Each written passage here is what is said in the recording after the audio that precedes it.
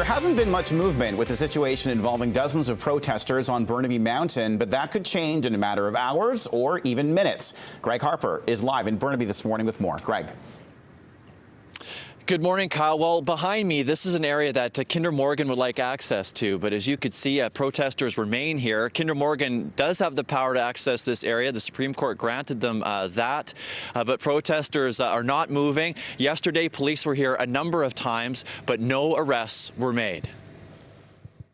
If the time comes something's going to happen, they know they can make the decision what to do, right? Mounties were just checking in with protesters yesterday. At any time now, the RCMP could enforce the court order, which says the protesters must allow Kinder Morgan to resume survey work as the energy giant looks to expand its Trans Mountain pipeline, which could involve a new route through Burnaby Mountain. There are many protesters, though, who say they are not moving, even if it means getting arrested. I'll do it for your children. I'll get arrested for your grandchildren. Because our children and my grandchildren are deserving of a clean glass of water that isn't going to make them sick. It's unclear when Kinder Morgan will resume its work. The energy company released a statement yesterday saying work will only resume when it feels its workers are safe. It's also unclear when police will begin enforcement. Kyle? Greg Harper live this morning in Burnaby. Greg, thanks for that.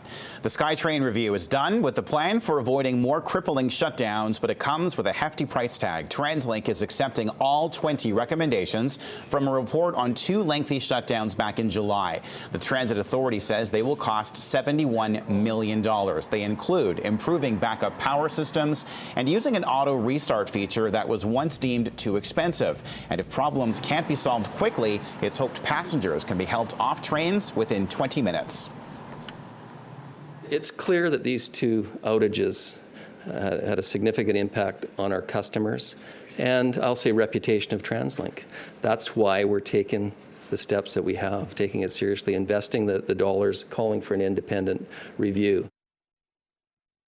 TransLink wastes that kind of money on all sorts of different things. I mean, we have public art projects. We have the $25 million cost overrun on fare gates. The truth is, TransLink has those resources available to it to use for these things. They just don't like to do it because they'd rather do the flashy thing to try to gain attention or to try to keep some internal excitement going in their corporate culture. TransLink also vows to keep passengers in the loop during shutdowns, including better public address systems. Delta police are now investigating one of their Vancouver counterparts for misconduct. The VPD says one of its officers was recently issued a roadside prohibition for allegedly driving under the influence.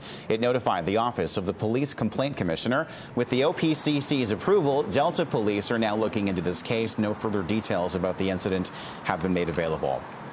We could find out later today if 2 convicted killers linked to the Surrey 6 massacre have convinced the judge to delay their sentencing. Their lawyers have been trying to prove they were treated badly while awaiting trial. Cody Havisher and Matthew Johnston requested a special hearing, arguing police compromised the investigation when 4 Mounties allegedly had sex with potential witnesses. If a BC Supreme Court judge agrees, that 3-week hearing will begin early next month. Crown prosecutors are expected to ask the BC Court of Appeal today to uphold criminal negligence convictions connected to the Queen of the North ferry sinking. Carl Lilgert was convicted of causing the deaths of 2 passengers who haven't been seen since the ferry struck an island and sank in March of 2006. Lilgert's lawyer is appealing, telling a panel the judge made several errors when instructing the jury. A controversial breeding ban at the Vancouver Aquarium could soon be delayed with a newly elected park board now at the helm. Staff members are recommending more public consultation on the topic. It comes after a staff report detailing the proposed ban was published online. The board is set to vote on the issue on November 24th. Now, some folks are of the opinion that, look, the heavy lifting, the discussion, the debate took place in July, that what we were doing is really a formality.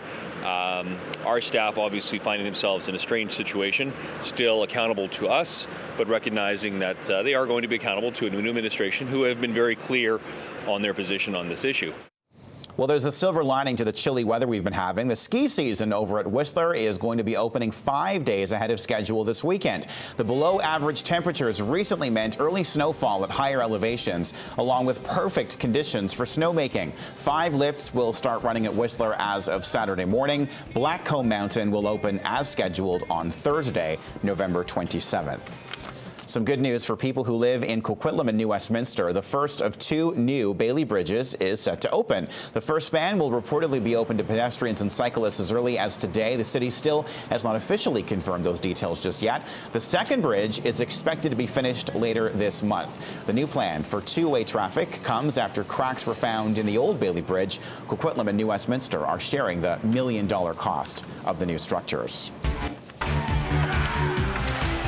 Well, the Vancouver Canucks are on a one-night road trip, that is, to Alberta. That happens tonight. They're in Edmonton this evening to face the Oilers. Game time is 5 p.m. You can watch it over on Sportsnet. So far this season, the Canucks have won all 3 games they've played against the Oilers. Rookies Bo Horvat and Lyndon Vey are gearing up for tonight's game.